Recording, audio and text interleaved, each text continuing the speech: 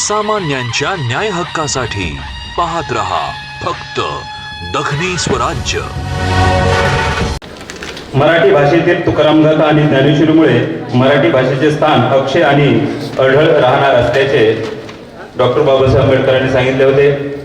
अहिल्यानगरहून आलेल्या भाषाशास्त्राच्या ज्येष्ठ अभ्यासक डॉक्टर लीला गोविलकर मॅडम, त्याबरोबरच हरिभक्त परायण डॉक्टर नबकदम महाराज हेही लासूर स्टेशन आलेले आहेत आणि त्याबरोबरच संत पीठात सहाय्यक प्राध्यापक म्हणून काम करणारे आणि तत्वज्ञानाचे अभ्यासक डॉक्टर सुभाष खेत्री महाराज हेही या ठिकाणी आलेले आहेत। सार्वजनिक बांधकाम विभागाचे संभाजीनगर विभागीय मुख्य अभियंता माननीय श्री अतुलजी चव्हाण साहेब यांचा सत्कार अभंग ज्ञानेश्वरजी कोल्हापूरकर सर महाराज, संतोषजी तांबे सर व इतर याचे आयोजक संतोषजी तांबे, मी या संमेलन आयोजन केल्याबद्दल त्यांचे खूप खूप धन्यवाद मानतो, त्यांना खूप खूप शुभेच्छा देतो आणि या संमेलन आज इथं अटेंड करणाऱ्यांना आणि याचा भौतिक लाभ घेणाऱ्या सर्व विद्यार्थी, सर्व गुरुजन वर्गाला मी खूप खूप शुभेच्छा देतो या निमित्तानं। आणि या उपक्रमास माझ्याकडून, माझ्या परिवाराकडून आणि मित्रपरिवाराकडून सर्वांकडून शुभेच्छा देतो। या बजरंग काळे यांना आमंत्रित करतो आहे।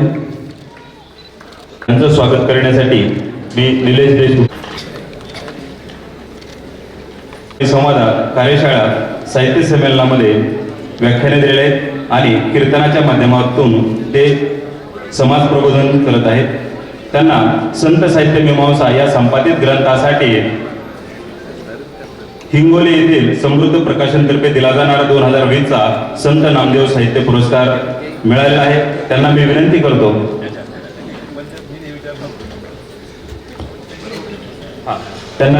की त्यांनी येऊन मार्गदर्शन करावे।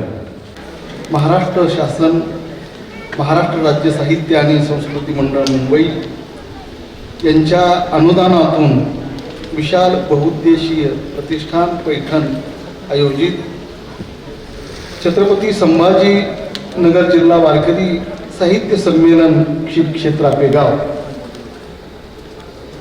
या दुसऱ्या दिवशीच्या परिसंवादामध्ये जे अध्यक्ष लाभलेले आहेत ते संत साहित्याचे ज्येष्ठ अभ्यासक डॉक्टर विद्यासागर पाटाळकर सर, जे माझ्यानंतर बोलणार आहेत ते चर्चक डॉक्टर लीला गोविलकर गुरुवर्य, यांनी भाषा विज्ञान हा पेपर मला शिकवलेला आहे। दुसरे जी चर्चक आहेत ते डॉक्टर सुभाष महाराज खेत्रे,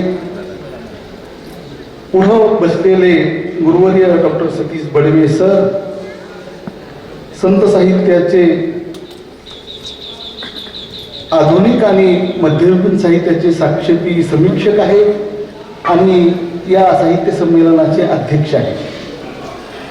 आता ज्यांची मुलाखत घेतली ते आदरणीय संत साहित्याचे ज्येष्ठ अभ्यासक संशोधक डॉक्टर सदानंद मोरे सर यांची मुलाखत ऐकल्यानंतर आता आपण काय बोलावं हा एक मोठा प्रश्न आहे। सगळे पुढं जाणकार आहेत, पण एक 15 मिनिटांमध्ये जो मला विषय दिलेला आहे त्या संबंधात मी काही विचार मांडण्याचा प्रयत्न करणार आहे। ज्ञानेश्वरीतील तत्वज्ञान आणि दृष्टिकोन असा विषय या ठिकाणी चर्चेसाठी दिलेला आहे। वास्तविक पाहता ज्ञानेश्वरी हा ग्रंथ गीतेवरचं भाष्य आहे। त्याला कोणी वार्तिक असंही म्हटलंय। गीतेवरची टीका म्हणून सुद्धा ज्ञानेश्वरी ग्रंथाचा उल्लेख केलेला आहे। खऱ्या अर्थानं गीतेच्या 18 अध्यायावरील हे 9000 ओव्यांचं ज्ञानेश्वर महाराजांनी मराठीमध्ये केलेलं पहिलं भाष्य आहे आणि हे भाष्य रचत असताना ज्ञानेश्वर महाराजांच्या तत्वज्ञानाचा आपण विचार करणार आहोत भाष्याच्या माध्यमातून। तर हा विचार करत असताना ज्ञानेश्वर महाराज भाष्यकार आहेत का तत्वज्ञ आहे हा एक महत्वाचा प्रश्न आहे। कारण भाष्यकाराची भूमिका ते ज्ञानेश्वरीच्या रूपानं निभवताना दिसतात. भाष्यकारा ते वाट पुसतो असं 11व्या अध्यायामध्ये ज्ञानदेवांनी म्हटलेलं आहे. मी जे हे भाष्य लिहित आहे, जी टीका लिहित आहे, याची जी एक पूर्वी परंपरा जी आहे संस्कृतमध्ये ज्यांनी भाष्य रचलेले आहे त्यामध्ये आद्य शंकराचार्य असतील, लिंबकाचार्य असतील, मध्वाचार्य असतील, रामानुजाचार्य असतील, यांनी संस्कृत भाषेमध्ये गीतेवर भाष्य रचलेले आहे. ही भाष्यकारांची परंपरा आहे. आणि एका बाजूने ज्ञानदेव हे भाष्यकारही आहेत ही पहिल्यांदा मला या ठिकाणी नमूद करावीशी अशी गोष्ट वाटते की भाष्यकाराबरोबर ते तत्वज्ञ कसे आहे हेही विचारात घेणं गरजेचं आहे. हा विचार करत असताना भाष्याची परंपरा जर आपण बघितली तर शंकराचार्यांनी अद्वैत तत्वज्ञानाच्या अंगानं गीतेवर भाष्य रचलेलं. वास्तविक पाहता प्रस्थानत्रयीवर अगोदरच्या आचार्यांनी भाष्य रचलेले आहे. तर प्रस्थानत्रयी म्हणजे प्रकोष्ठ स्थिती साधनम प्रस्थानम, उच्च कोटीला प्राप्त करून देणारे 3 साधनं जी आहेत त्याला प्रस्थानत्रयी असं म्हटलेलं आहे. दशोपनिषदे, भगवद्गीता आणि ब्रह्मसूत्रे याला प्रस्थानत्रयी असं म्हटलेलं आहे. किंवा आत्मसाक्षात्काराय प्रस्थीयते अनेन इति प्रस्थानम, आत्मसाक्षात्कार करून देणारे हे 3 ग्रंथ म्हणजे खऱ्या अर्थानं एक उच्च कोटीचे ग्रंथ आहेत. यालाच प्रस्थानत्रयी असं म्हटलेलं आहे. आणि एका प्रस्थानावर ज्ञानेश्वर महाराजांनी भाष्य रचलेलं आहे. आणि हे भाष्य रचत असताना ज्ञानेश्वर महाराज भाष्यकार आहेत का तत्वज्ञ आहेत हा महत्वाचा प्रश्न आहे. तसे ते भाष्यकारही आहेत, कवीही आहेत आणि तत्वज्ञही आहेत. या उपाधी माझी गुप्त चैतन्य असे सर्वगत ते तत्वज्ञ संत शिवकारिते. ज्ञानेश्वर महाराज हे केवळ संत नाही तर ते तत्वज्ञ संत आहेत. खऱ्या अर्थानं त्यांनी वारकरी संप्रदायाचा जो पाया रचला आहे हा पाया औपनिषदिक तत्वज्ञानाच्या माध्यमातून त्यांनी हा पाया रचलेला आहे. आणि दार्शनिक अधिष्ठान या संप्रदायाला, या भागवत धर्माला प्राप्त करून दिलेला आहे. ज्ञानेश्वर हे तत्वज्ञ जे ठरतात ते खऱ्या अर्थानं अमृत अनुभव आणि चांगदेव 65 या 2 ग्रंथाच्या माध्यमातून किंवा हरिपाठाच्या माध्यमातून सुद्धा त्यांचा तत्वज्ञानाचा आपल्याला अभ्यास करता येतो. ज्ञानेश्वरीच्या माध्यमातून करता येत नाही का? करता येतो. त्या ठिकाणीही एकच विचार मांडलेला आहे. परंतु अनेक अभ्यासकांनी वेगवेगळ्या पद्धतीच्या भूमिका घेऊन हरिपाठ लिहिणारे ज्ञानदेव वेगळे, अमृतानुभव लिहिणारे ज्ञानदेव वेगळे आणि ज्ञानेश्वरी गीतेवर भाष्य करणारे ज्ञानदेव वेगळे, अशा भूमिका काही अभ्यासकांनी मांडलेल्या आहेत. पण वास्तविक पाहता तत्वज्ञानाच्या दृष्टिकोनातून जर विचार केला तर एकच अद्वैत विचार खऱ्या अर्थानं ज्ञानेश्वर महाराजांनी सगळ्या ग्रंथामध्ये मांडलेला आपल्याला पाहायला दिसतो. हरिपाठ जरी आपण साधा ग्रंथ जरी घेतला ज्ञानदेवांचा, त्याच्यामध्ये सुद्धा अद्वैत विचारच आलेला आहे. एक हरी आत्मा जीव शिव समा वाया तो दुर्गमान घाली मन. एक हरी, हरी म्हणजे ब्रह्मचैतन्य, आत्मा म्हणजे कुटस्थ चैतन्य, जीव म्हणजे जीव चैतन्य आणि ईश्वर, ईश्वर म्हणजे ईश्वर चैतन्य. असे आभासवाद्यांनी चैतन्याचे सांगितलेले 4 प्रकार एका अभंगातल्या एका पंक्तीमध्ये ज्ञानदेवांनी सांगून टाकलेले आहेत. आणि हे 4ही चैतन्याचे प्रकार एकच आहेत ज्ञानदेव म्हणतात. म्हणजे एक तत्वाचा पुरस्कार करणारे खऱ्या अर्थानं ज्ञानदेव आहेत. आणि एक हा विचार त्यांनी अनेक ठिकाणी मांडलेला आहे. आणि हा एकचा विचार म्हणजेच अद्वैत विचार आहे, द्वैत नाही.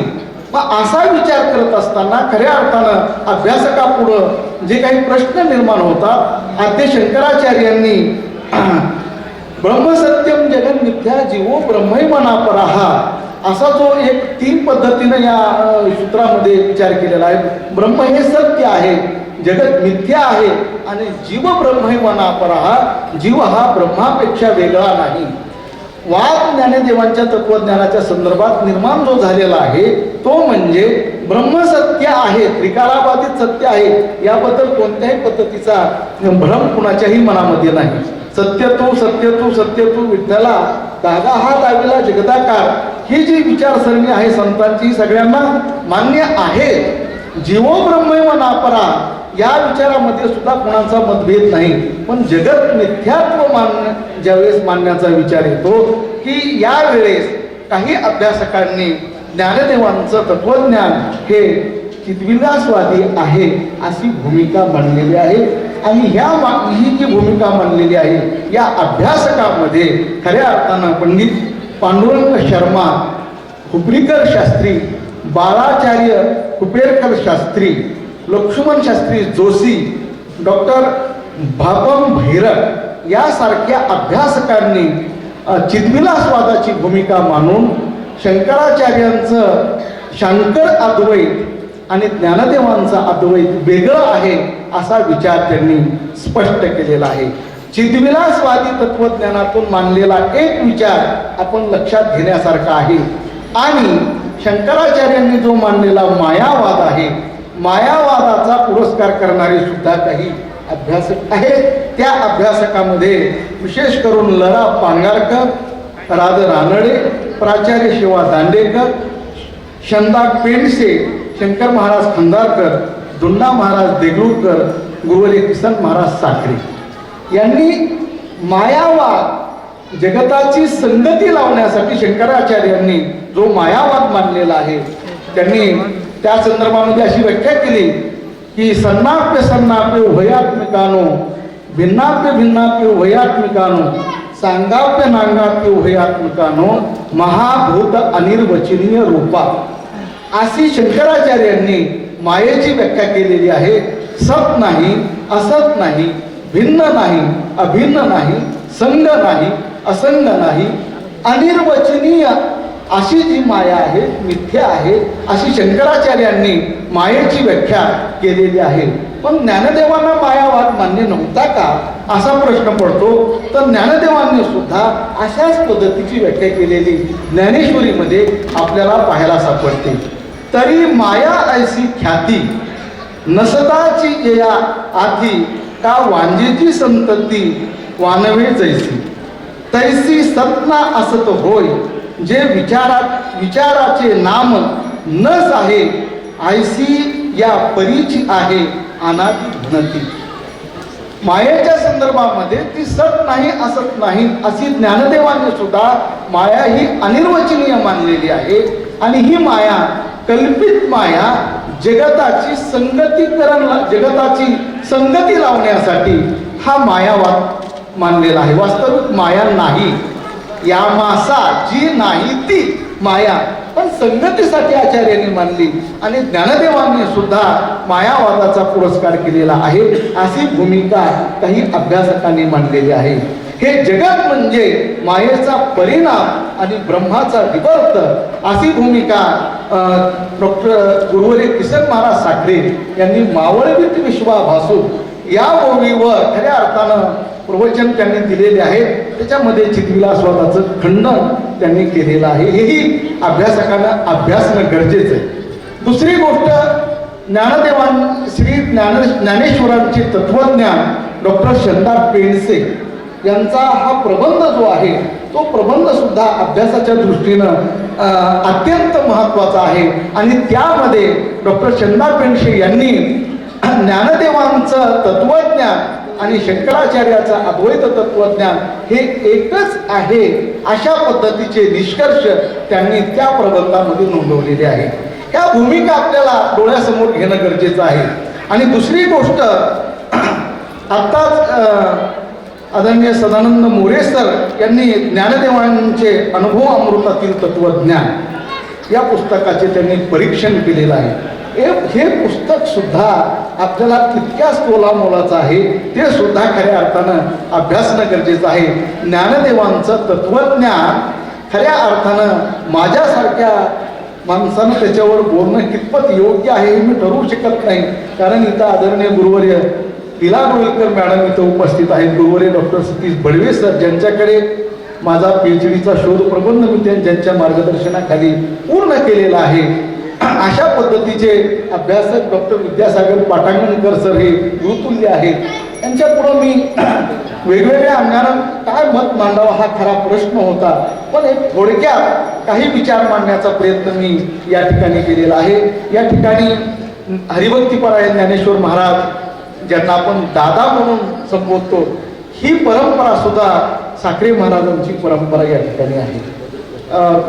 हरिभक्तीपरायण ब्रह्मीभूत विष्णू महाराज कोल्हापूरकर यांनी ब्रह्मीभूत रंगनाथ महाराज परभणीकर गुरुजी यांच्याकडे विचारसागर वृत्ती प्रभाकर पंचदशी अनेक ग्रंथ त्यांनी अभ्यासलेले आहेत. म्हणून दोन्हींचा समन्वय कुठंतरी आपण घातला पाहिजे. त्यांचेही ऋण आमच्यावर आहे. त्या पद्धतीनं काही विचार त्यांच्या पुढं मांडावा. माझं परम भाग्य मी समजतो की ज्या ठिकाणी ज्ञानदेवांची जन्मभूमी आहे त्या ठिकाणी एक थोडे विचार मांडण्याचा मला या ठिकाणी संधी मिळते. हे माझं खऱ्या अर्थानं भाग्य आहे आणि ते मी त्याबद्दल मी कृतज्ञ ज्यांनी मला संधी दिली असे या कार्यक्रमाचे आयोजक त्याच्याबद्दल मी ऋण व्यक्त करून मी या ठिकाणी थांबतो. नामामने ग्रंथ श्रेष्ठ ज्ञानदेवी एकतरी ओवी अनुभवावी. त्यानंतर डॉक्टर सुभाष महाराज खेत्री हे संतपेठ श्री क्षेत्र पैठण या ठिकाणी सहाय्यक प्राध्यापक म्हणून सध्या काम करत आहेत. त्यांनी ऋषिकेश या ठिकाणी प्रस्थानत्रयी शंकर भाष्याचे अध्ययन केलेले आहे. काशी या ठिकाणी 6 शास्त्राचे अध्ययन केलेले आहे. विशेषतः न्यायदर्शन आणि अद्वैत वेदांत यांचा अभ्यास त्यांनी केलेला आहे. त्यांनी काशी विश्व हिंदू विश्वविद्यालय वाराणसी या ठिकाणी दर्शनशास्त्र विभागात श्रीमद भगवद गीता विमर्श शंकर भाष्य एवं ज्ञानेश्वरी के विषय संदर्भ में या विषयावर PhD पदवी प्राप्त केली आहे. तसेच त्यांना तत्वज्ञान विषयामध्ये UGCची नेट JRO फेलोशिप मिळालेली आहे आणि त्यानंतर SR पोस्ट डॉक्टरेट फेलोशिप देखील त्यांना मिळालेले. त्यांना मी आमंत्रित करतो. डॉक्टर सुभाष महाराज खेत्री. जाताय तोत्र व्यतिरेक पाणये ज्ञानमुद्राय कृष्णाय गीतामृतदुहे नमः. महायोगपीठे तटे भीमरथ्यां परं पुण्डरीकाय दातुर्विन्द्रे समागत्य तिष्ठन्तमानन्दकन्दं परब्रह्मलिङ्गं भजे पाण्डुरङ्गं. नमामि सद्गुरुशान्तं सच्चिदानन्दविग्रहं पूर्णब्रह्म परानन्दं विषमानन्दवल्लभं. नमो ज्ञानेश्वरा निवृत्ति उदारा सोपानदेवा. मुक्ताबाई नमो त्रिभुवन पावनी आद्यत्रय जननी देवाची. शरण शरण एकनाथा पायी माथा ठेविला नका पाहू गुण दोष झालो दास पायाचा. नमो सद्गुरु तुकया ज्ञानदीपा. नमो सद्गुरु सच्चिदानंद रूपा. नमो सद्गुरु भक्त कल्याण मूर्ती. नमो सद्गुरु भास्करा पुण्यकृती. संमेलनाध्यक्ष आदरणीय प्राध्यापक डॉक्टर सतीशजी बडवे सर. उद्घाटक प्राध्यापक डॉक्टर आदरणीय सदानंद मोरे सर. स्वागताध्यक्ष हरिभक्त परायण आदरणीय ज्ञानेश्वर महाराज कोल्हापूरकर. सत्राध्यक्ष आदरणीय प्राध्यापक विद्यासागर पाटांगणकर सर. आदरणीय प्राध्यापक डॉक्टर लीला गोविलकर मॅडम. आदरणीय प्राध्यापक डॉक्टर नभ कदम सर आणि वारकरी साहित्य संमेलनाचं शिवधनुष्य उचलणारे आदरणीय प्राध्यापक संतोषजी तांबे सर. मला इथे येण्यासाठी प्रेरणा देणारे प्राचार्य RB रामावत सर. संचालन करणारे माझे मित्र प्राध्यापक डॉक्टर आदरणीय जालिंदर येवले सर. असो, आजच्या या सत्राचा विषय आहे ज्ञानेश्वरीचे तत्वज्ञान आणि विभिन्न दृष्टिकोन. आज माऊलीची जन्मभूमी आपेगाव येथे हा विषय प्रतिपादन करण्याचा किंवा यावर काहीतरी बोलण्याची जी काही संधी मिळाली आणि तीही संधी आदरणीय सतीशजी बडवे सरांचे पुस्तकं मी वाचलेले आहेत आणि आदरणीय पाटांगणकर सर त्यांच्याविषयी मी ऐकत आलो. यांच्या समक्ष काहीतरी बोलणं ही एक माऊलीची कृपा मी समजतो. यांच्याविषयी आपण अधिक काय सांगावं. जसं ज्ञानेश्वर महाराजांनी सांगितलं की तो भीष्म पितामह ते द्रोणाचार्य. आताच ज्यांची मुलाखत झाली ते डॉक्टर सदानंद मोरे सर, त्याप्रमाणे या आदरणीय व्यक्तिमत्वाला मी वारकरी संप्रदायातील भीष्म पितामह म्हणू इच्छिते. आता आपण आपल्या विषयावर येऊन, कारण सरांनी वेळाची मर्यादा जी दिलेली आहे, भारतीय भाषेतील संस्कृत भिन्न भारतीय भाषेतील ज्ञानेश्वरी हे पहिलं भाष्य आहे. कारण ज्ञानेश्वरीच्या अगोदर अनेक भाष्य होते. जसं 8व्या शतकामध्ये शंकराचार्यांचा काळ आहे, त्यांचं केवळ अद्वैत तत्वज्ञान मानलं जातं. काही लोक त्यांना अद्वैतही म्हणतात. 11व्या शतकामध्ये रामानुजाचार्य, त्यांचे गीतेवर भाष्य आहे. ज्ञानेश्वर महाराजांचे थोडे अगोदर मध्वाचार्य होते. ज्ञानेश्वर महाराजांचे समकालीन निंबार्काचार्य होते. निंबार्काचार्यांचा द्वैताद्वैतवाद आहे, रामानुजाचार्यांचा द्वैत आहे, मध्वाचार्यांचा द्वैत आहे, रामानुजाचार्यांचा विशिष्टाद्वैत आहे. शंकराचार्यांच्या अगोदर सुद्धा गीतेवर व्याख्या होत्या. मग ते कोण व्याख्याकार होते? त्यांचा उल्लेख शंकराचार्यांनी केचित तू अन्य तू अशा प्रकारे केलेला आहे. काही विद्वान त्यांना आचार्य बोधायन मानतात, काही विद्वान त्यांना भर्तृ प्रपंच मानतात. भर्तृ प्रपंचाचा उल्लेख सुद्धा बृहदारण्यक शंकर भाष्यामध्ये शंकराचार्यांनी केलेला आहे. त्यांना उपनिषद मन्याहा असं म्हणून त्यांनी त्यांचा उपहास केलेला आहे. म्हणजे यांच्या अगोदरही भाष्य होतं, व्याख्या होत्या, परंतु कालाच्या ओघामध्ये त्या आपल्याला मिळत नाही. परंतु त्या सर्व संस्कृतमध्ये. आता आपण पाहिलं ज्ञानेश्वरी हे जे भाष्य आहे, भाष्य म्हणा, टीका म्हणा, व्याख्या म्हणा, तर संस्कृत भिन्न भारतीय भाषेमध्ये हे पहिले त्यांची व्याख्या आहे, पहिलं हे भाष्य आहे. आणि भाष्याची जी पूर्वीची पद्धत होती ती पूर्व पक्ष उत्तर पक्षाची पद्धत होती. पूर्व पक्षामध्ये काय करायचे की अगोदर ज्यांचं आपल्याला खंडन करायचं त्या ग्रंथकाराचं मत प्रदर्शित करायचे आणि नंतर ते खंडन करायचे. मग शंकराचार्यांची ती पद्धत आहे, रामानुजाचार्यांची ती पद्धत आहे. पण ज्ञानेश्वर महाराजांनी हा एक नवीन पायंडा घातला आणि देशी मराठी भाषेमध्ये ज्ञानेश्वरी हा ग्रंथ त्यांनी सांगितला किंवा भगवद्गीतेवर हे भाष्य केलं. पण ज्ञानेश्वर महाराजांसमोर कोण होते? त्यांना कोणाचं खंडन करायचं नव्हतं. म्हणजे ज्ञानेश्वरीची जी भाषा आहे ती खंडन मंडनात्मक भाषा नाही. ज्ञानेश्वर महाराजांसमोर एक सर्वसामान्य समाज होता. ज्ञानेश्वर महाराजांसमोर तुम्ही आम्ही होतो, ते स्वतः म्हणतात. मग अर्थाचे नि ओरसे गीतार्थ ग्रंथन विषय वर्षला शांत रसे तो हा ग्रंथो. आर्थ लोकांचं जे काही दुःख आहे, जे लोक अज्ञानामध्ये आहे, पूर्वीच्या शास्त्रावरती टीका आहे, व्याख्या आहे, ते होत होतं, संस्कृतमध्ये होत होतं. पण अज्ञानी समाजाला तुबामाला तत्वज्ञान हे कळत नव्हतं आणि ते सांगण्यासाठी किंबहुना हे मराठीची नगरी ब्रह्मविद्येचा सुकाळू करी घेणे देणे सुखचवरी होऊ देई या जगा. मग त्यासाठी ज्ञानोबरायांनी विदग्ध रसवृत्तीनं, ज्ञानेश्वरीची विशेषता आहे, ते ज्ञानेश्वर महाराज तत्वज्ञानाचा आनंद म्हणजे ब्रह्मानंद आणि काव्यानंद हे एकदाच देतात. हे ज्ञानेश्वर महाराजांचं वैशिष्ट्य आहे. आदरणीय मॅडम आहेत भाषाशास्त्र आणि त्यावरती त्यांचं मला वाटतं साहित्यावर व्याख्यान आहे. कारण ज्ञानोबराय काव्याचं प्रयोजनही काय मानतात? परतत्व स्पर्श मानतात. वाचे बरवे कवित्व, कवित्व बरवे रसिकत्व, रसिकत्वे परतत्व स्पर्श जैसा, असं यांच्या अगोदर काव्याच्या दृष्टीनेही कुणी मानतात. म्हणून ज्ञानेश्वरी हा तत्वज्ञान आणि काव्याचा सर्वोत्कृष्ट. ज्ञानेश्वरीचं वैशिष्ट्य पहा. मी काशी हिंदू विश्वविद्यालय वाराणसीला असताना तिथले मोठे मोठे विद्वान प्रोफेसर सुद्धा ज्ञानेश्वरीच्या बाबतीत विचारायचे, ज्ञानेश्वरी काय, ज्ञानेश्वर महाराज काय. 4 ते 5 ओवीबद्ध हिंदी अनुवाद ज्ञानेश्वरीचे आहे. 5-6 गद्यात्मक अनुवादही ज्ञानेश्वरीचे आहे. म्हणजे ज्ञानेश्वर महाराजांचं जे काही एक आभामंडल आहे, जो प्रभाव आहे, अगदी मोठ्यातला मोठा विद्वान जर ज्ञानेश्वरीचा विचार करू लागला तर ते हे म्हणू शकत नाही की हाच ज्ञानेश्वर महाराजांचा सिद्धांत आहे. त्यांचे मते भ्रमित होते आणि ज्यांना सामान्य मराठी वाचता येतं त्यांनी ज्ञानेश्वरीचं पारायण केलं. ते म्हणतात माऊली खूप समाधान झालं आणि खूप काही आम्हाला कळालं. म्हणजे हे ज्ञानेश्वरीचं वैशिष्ट्य, ज्ञानेश्वर महाराजांचं वैशिष्ट्य, ती माऊली आहे. जसं माऊलीची व्याख्या ज्ञानोबाराय करतात, अहिता पासून काढीती हित देऊनी वाढविती नाही श्रुती परोती माऊली जगात. अहिता पासून काढून सर्वसामान्याला हिताचा मार्ग दाखवणारी माऊली आहे. ते माऊली आहेत, माऊली कारुण्य मूर्ती आहेत.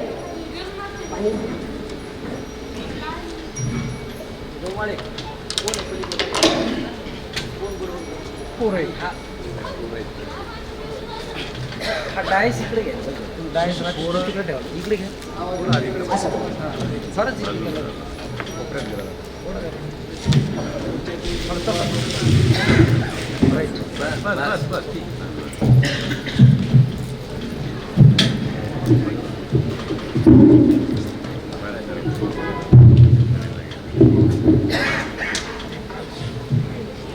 आता प्रश्न असा निर्माण होतो की ज्ञानेश्वर महाराजांचं तत्वज्ञान काय आहे. कदम सरांनी ज्ञानेश्वर महाराजांच्या तत्वज्ञानाची चर्चा केलेली आहे. त्यांचं म्हणणं आहे की काही लोक अद्वैत मानतात, बरोबर आहे, त्यांनी विषय प्रस्तुत केलेला आहे. तर माझ्या दृष्टीनं सर्वसामान्यपणे असं मानलं जातं की ज्ञानेश्वर महाराजांचं तत्वज्ञान अद्वैत आहे. आणि त्यांनी विशिष्ट परंपरेचे नावही घेतलेले आहे. की मला असं वाटतं 3 वर्ग आहेत. एक वर्ग असं मानतो की शंकराचार्यांचं जे अद्वैत आहे तेच ज्ञानेश्वर महाराजांनी मांडलं, ते काव्याच्या माध्यमाने मांडलं. ज्ञानेश्वर महाराजांचे जे प्रमुख ग्रंथ आहेत, ज्ञानेश्वरी आहे, अनुभवामृत किंवा अमृतानुभव, जो तत्वज्ञानाच्या दृष्टीने दोन्ही ग्रंथ महत्त्वाचेच आहेत. चांगदेव पासष्टी आहे, अभंग गाथा आहे, हरिपाठ आहे. बहुतांशी ज्ञानेश्वर महाराजांच्या तत्वज्ञानाची चर्चा ही अमृतानुभवाच्या दृष्टीने केली जाते. पण आजचा विषय हा आपला ज्ञानेश्वरीवरील चर्चासत्र असल्या कारणानं आपण ज्ञानेश्वरी पुरतेच मर्यादित राहणार आहोत आणि काही संकेत करणार आहे. वेळेचं अतिक्रमण करणं योग्य नाही. तर 3 वर्ग आहेत. एक वर्ग असं मानतात की शंकराचार्यांचं सिद्धांत ज्ञानेश्वर महाराजांनी मांडला. दुसरे काही जे आधुनिक आहेत ते म्हणतात नाही, ज्ञानेश्वर महाराज शंकराचार्यांचा सिद्धांत वेगळा आणि ज्ञानेश्वर महाराजांचा वेगळा. मग तो चिद्विलासवाद असेल, स्फूर्तिवाद असेल. परंतु जसं डॉक्टर शंदा पेंडसेंनी ज्ञानदेवांचे तत्वज्ञान किंवा ज्ञानेश्वरांचं तत्वज्ञान या ग्रंथामध्ये गीतेचा श्लोक, त्यावरती शंकराचार्यांचं भाष्य, रामानुजाचार्यांचं भाष्य आणि ज्ञानेश्वर महाराजांचं भाष्य असं लिहून त्याची तुलना केलेली आहे.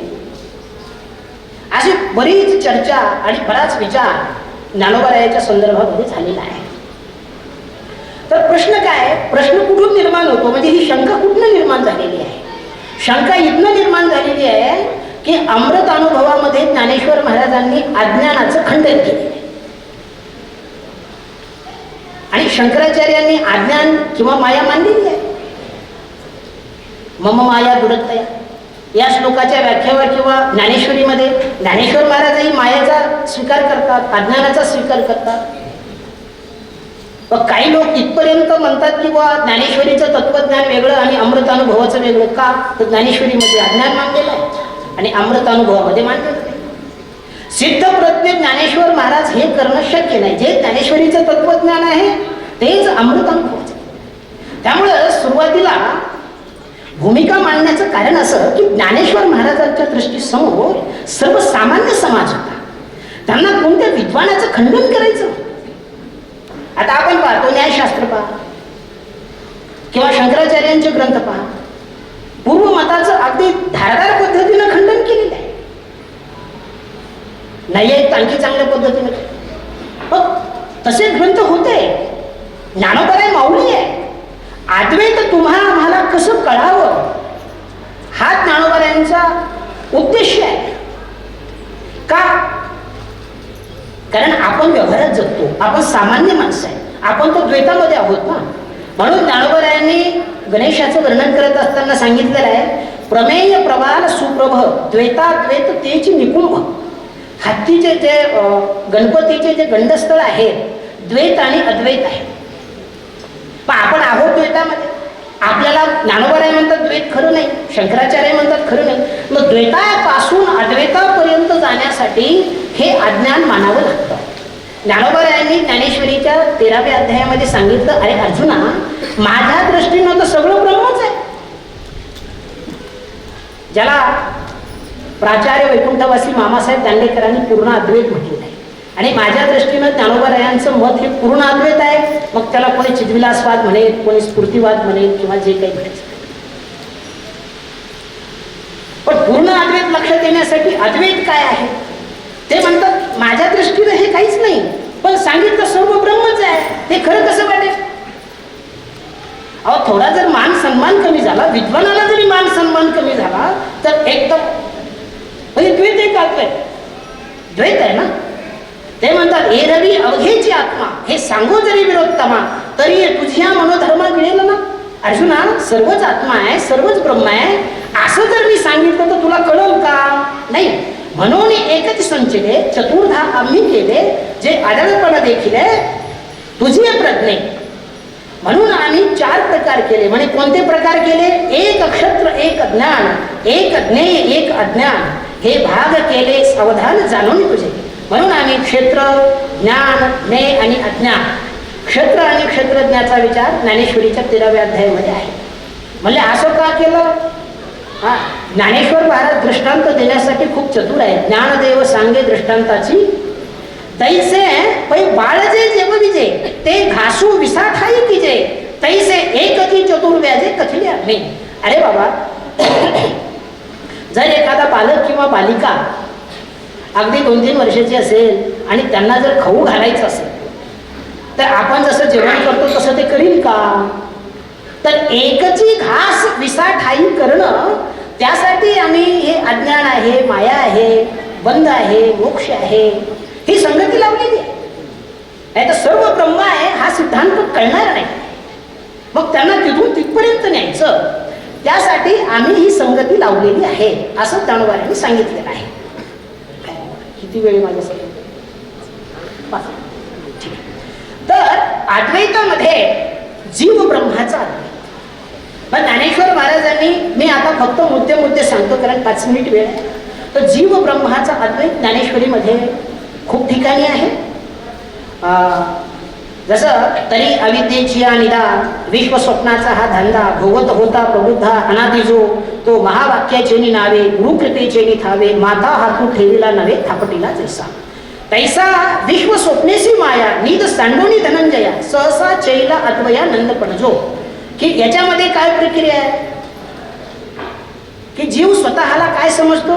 मी देह आहे, देहासंबंधी माझं आहे, मी करता आहे आणि मी भोगता आहे. हे 4 प्रकारचे भ्रम आहे. ज्ञानेश्वरीमध्ये याचं वर्णन आहे. मग मी देह आहे, देहासंबंधी माझं आहे, मी करता आहे, भोगता आहे, मी ब्रह्म कसा असेल? तर ज्यावेळी सद्गुरू महावाक्याचा उपदेश करतील त्यावेळी त्याला हा बोध होतो. आणि मग जागल्यानंतर असं म्हणतात की अज्ञानात असणं म्हणजे झोपेत असणं. फक्त मुद्दे सांगतो. पै चैल्य अनंतरे आपुले एक पण उरे, तेवरीस पुढे तयासीच जैसेवर. आणि पंडित कवी मुक्तेश्वर ज्ञानेश्वरीचे वाङ्मयीन वैभव, संत नामदेव अंतरंग दर्शन, त्याबरोबरच त्यांनी संशोधन आणि मार्गदर्शनाचंही काम केलेलं आहे. भाषाविज्ञान, समीक्षा, वाङ्मयाचे इतिहास आणि व्याकरण या विषयामध्ये त्यांचे प्रभुत्व आहे. त्यांनी अनेक विद्यार्थ्यांना PhD साठी मार्गदर्शन केले आहे. त्यासोबतच त्यांनी मराठी विश्वकोश आणि साहित्यसृष्टी यासारख्या व्यासपीठावरही लेखन केलेलं आहे. मी त्यांना आमंत्रित करतो. डॉक्टर लीला गोविंदकर मॅडम. त्याच्या आधीच एक विषय म्हणजे सुरुवात बोलण्याला करण्याच्या आधीच आत्ता जे तत्त्वज्ञानासंबंधी विवेचन केलं गेलं त्या विवेचनासंदर्भात मला ज्ञानेश्वरी वाचनातून आणि ज्ञानेश्वरीवरच्या वाचनातून जे जाणवलं तो विचार म्हणजे ज्ञानेश्वराने अद्वैतवाद सांगण्यापेक्षा चित्विलासवाद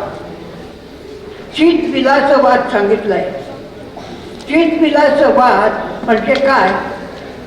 तर प्रत्येक चित म्हणजे प्रत्येक गोष्टीमध्ये, प्रत्येक माणसामध्येच नव्हे तर प्रत्येक गोष्टीमध्ये परमेश्वराचंच रूप असतं. आणि त्याला 14व्या अध्यायामध्ये श्रीकृष्णाने पुष्टी दिली की अरे झाले ना रूपेने मी झाके. सगळी ही रूपं पाहून जर मी झाकला जातो आणि याच्या पलीकडचं आहे असं म्हणता तर मी कोण आहे, कुठे आहे माऊली? म्हणून मी कसा आहे तर ह्या जगामध्येच तुम्हा सगळ्यांमध्ये तुमच्या चांगल्या वाईट सर्व कृत्यांमध्ये तुमच्या सर्व अवस्थेत तुम्ही जे वर्तन करता त्याच्यामध्ये मी आणि मी आणि मीच आहे, मी जगासकट आहे, ही त्यांची दृष्टी अद्वैतवादापेक्षा सुद्धा अधिक वेगळी आहे. कारण हा चितविलाचं वाद ज्या ज्ञानेश्वरीचं गीतारूपी भाषांतर म्हटलं जातं त्या गीतेमध्येही नाही, इतर कुठल्याही ज्ञानेश्वरीवरच्या भाष्यकारांनी हे सांगितलेलं नाही. फक्त ज्ञानदेवानीच ज्ञानेश्वरीमध्ये आणि त्यांच्या नंतरच्या प्रौढांसाठी लिहिलेल्या पुस्तकामध्ये हा चितविलास वाद सांगितलेला आहे आणि तो तुम्हाला आम्हाला पटण्यासारखा आहे.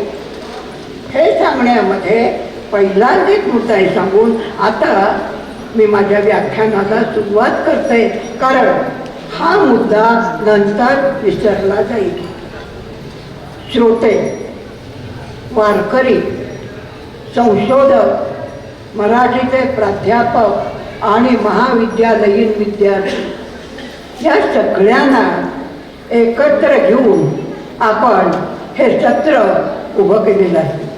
या सत्रामध्ये माझ्या समोर मी थोडा जरा वेगळा विषय ठेवला आहे, ज्ञानेश्वरीच्या तत्त्वज्ञानातील विविधता. याच्यावरती खूप लिहिलं गेलं आहे. माझ्या मताने ज्ञानेश्वरी हा एक ग्रंथ असला तरी ग्रंथ एक आणि त्या ग्रंथाकडे पाहण्याचे दृष्टिकोन अनेक. त्याच्यातला एक दृष्टिकोन वारकऱ्यांचा आहे आणि वारकऱ्यांचं श्रेय असं की त्यांनी आत्तापर्यंत नव्हे पुढच्या काळातही ज्ञानेश्वरीसारख्या ग्रंथाला आपलं मानल्यामुळे प्रस्थानत्रयीमध्ये वारकऱ्यांनी ज्ञानेश्वरीला स्थान दिलं आहे आणि त्यामुळे या ग्रंथाला मरणाचं कधीही भय नाही. वारकऱ्यांचं हे श्रेय आपण तत्त्वज्ञानाच्या श्रेया इतकंच बांधलं पाहिजे, कारण वारकऱ्यांच्या मुखामध्ये ज्ञानेश्वरी असते, वारकऱ्यांच्या पारायणामध्ये ज्ञानेश्वरी असते. आषाढी कार्तिकीला जाणाऱ्या यात्रांमध्ये वारीमध्ये त्यांची ज्ञानेश्वरी त्यांना जगण्याचं तत्त्वज्ञान शिकवते. आता त्यांचं हे जगण्याचं तत्त्वज्ञान आपण अधिक महत्त्वाने पाहायचं तर त्यांच्या या तत्त्वज्ञानामध्ये विठ्ठल आहे, सगळे भक्त आहेत, संप्रदायाची आर्थिक उन्नती आहे आणि वारी म्हणजे आषाढी कार्तिकी या दोन वेळेला नवमी, एकादशी, द्वादशी अशा याला पाळली जाणारी वारी ही वारकऱ्याने टिकवली आणि म्हणून आपल्यापर्यंत वारकऱ्यांनी हा ज्ञानेश्वरी ग्रंथ आपल्या समोर शब्दशः मुखोद्गत करून आणतात. तेव्हा त्यांचं हे ऋण आपण मानलंच पाहिजे आणि इतर कुणाहीपेक्षा त्यांच्या या ऋणाचा उल्लेख आपण करत आहोत. त्याची एक दाद देण्यासाठी तुम्ही टाळ्या करा. या ग्रंथामध्ये इतर अनेक गोष्टी आहेत, पण ज्ञानेश्वरी हा असा वेगळा ग्रंथ आहे की ज्या ग्रंथामध्ये वर्तमानाची दाद ही सतत घेतली जाते. ज्ञानेश्वरीच्या काळातच पंढरपूरच्या विठ्ठलाचं मस्तकावरती साळुंगा घेतलेलं एक दैवत म्हणून महाराष्ट्रभर पूजलं जात होतं. हे दैवत वेगळं आहे, विठ्ठल हाच वेगळा आहे. विष्णूचं रूप जरी किती म्हटलं तरी विष्णूच्या नावामध्ये विठ्ठल नाव नाही आणि विठ्ठलाच्या नावामध्ये मात्र आपण म्हणजे ज्ञानदेवापासून सगळ्या संतांनी बालकृष्णाचं रूप पाहिलं. बालकृष्णाच्या रूपाची भक्ती का, तर इतर भक्तीमध्ये आपोआपच भ्रष्टाचार माजतो भक्तीच्या क्षेत्रात. बालरूपामध्ये हा भ्रष्टाचार मांडण्याची धास्ती नसते. म्हणून विठ्ठलाचं हे बालरूप ज्या ज्ञानेश्वरांनी लोकांच्या समोर ठेवलं ते एकटे ज्ञानेश्वर नव्हते, ज्ञानदेव आणि नामदेव या दोन देवांनी केलेली ही किमया आहे. अशा या पंढरपूरचा गजर करत असताना या विठ्ठलाच्या मूर्तीसंबंधी ज्ञानेश्वरीचाही उल्लेख आहे. श्रीकृष्णाच्या मुखातून विठ्ठलाबद्दल ज्ञानेश्वर म्हणतात, मग याहीवरी पार्था माझ्या भजनी असता. जे विठ्ठलाच्या भक्तीसाठी पंढरपुरात जमतात, याहीवरी पार्था माझ्या भजनी असता तया ते मी माथा मुकुट करी. या भक्तांमध्ये श्रेष्ठ भक्त कोण आहे? विष्णूचा श्रेष्ठ भक्त कोण? शंकर. शंकराचा श्रेष्ठ भक्त कोण? विष्णू. हे अद्वैत असं म्हणता येत नाही. हे दोन दैवतांचं क्षेत्र स्वतंत्र आहे. त्याने असं म्हटलं नाही की विष्णू म्हणजे शंकर, शंकर म्हणजेच विष्णू असं म्हणण्याचं त्यांनी हे केलं नाही. कारण ज्या प्रदेशामध्ये पंढरपूरचे विठ्ठल ते उभे आहेत ते वैष्णवांचं क्षेत्र नाही आहे, ते शैवांचं क्षेत्र आहे. शैवांच्या क्षेत्रामध्ये नामदेव विष्णू भक्ती सांगतायत. आणि म्हणूनच जुनी जी एक ओवी होती, अभंग ओवी, त्या रचनेला ज्ञानेश्वरीमध्ये वेगळा मुलामा दिला. कृष्ण म्हणजे विष्णू हे म्हणतात, मग याहीवरी पार्था माझ्या भजनी असता तरी तया ते मी माझा मुकुटवरी. माझ्या भजनी असता कुणाला आहे? शिवाला आहे. म्हणून शिवालाच मी माझ्या मस्तकावरती साळुंका म्हणून धारण करतो. वस्तुता तुम्ही पाहिलं तर ते साळुंकेसारखं दिसतं, शिवाच्या प्रतिमेसारखं दिसतं असं नाही. शिव म्हणजे शिवाची प्रतिमा नव्हे, साळुंका. हे आपल्याला माहिती असेल तर या साळुंकेचं मी अशा तऱ्हेने मस्तकावरती उभं राहून त्याची पूजा तुम्ही करावी असं सांगतो. हे सांगण्यामध्ये तत्वज्ञानाचा तेवढा वेगळा विकास त्यांनी साधलाय. शंकर आणि विष्णू एक नव्हे, कारण शंकर आणि विष्णू यांच्या संप्रदायाच्या भांडणाने अख्खा महाराष्ट्र वगळून बाकी सगळा प्रदेश हा भांडणात गुंतलेला आहे. कुणाचा आडवं ग्रंथ आणि कुणाचं उभं ग्रंथ. शैवांचं आडवं, यांचं उभं, हे वाद माजले. फक्त हे वाद महाराष्ट्रात माजले नाही. याचं कारण आपली पंढरपूरच्या विठ्ठला संबंधीची त्याने मस्तकी शिवराणा धारण केला. विठ्ठल म्हणजे विष्णू आणि मस्तकावरती धारण केला तो शिव. म्हणजे दोन्ही स्वतंत्र राहिले. ज्याने मस्तकावरती धारण केला त्यालाही महत्त्व आणि जो मस्तकावरती धारण केला त्यालाही महत्त्व. म्हणून पंढरपूरसारखं शैवांचं क्षेत्र असूनही त्या ठिकाणी विठ्ठल भक्ती, विष्णूची भक्ती ही मस्तकावरती शिव घेऊन उभी राहिली. ह्यामध्ये हे ज्ञानेश्वरांनी सांगितलं, ज्ञानेश्वरांनी सुरू करून दिलं नाही. हा जो अर्थ त्यांनी लावला, हा अर्थ लावणं ही लोकसाहित्याची जी क्रिया आहे तिला ज्ञानेश्वरीने पाठिंबा दिला. आणि म्हणून याबरोबर पांगारकरांनी त्यांच्याबद्दल एक म्हटलंय की हा जो सगळा संप्रदाय आहे, हा संप्रदाय आणि ही विठ्ठल मूर्ती अशी मस्तकावरती शिवपिंडी धारण करणारी ही फक्त आणि फक्त पंढरपूरच्याच ठिकाणी आहे. इतर ठिकाणी शिव आणि विष्णू यांचं असं रूप नाही.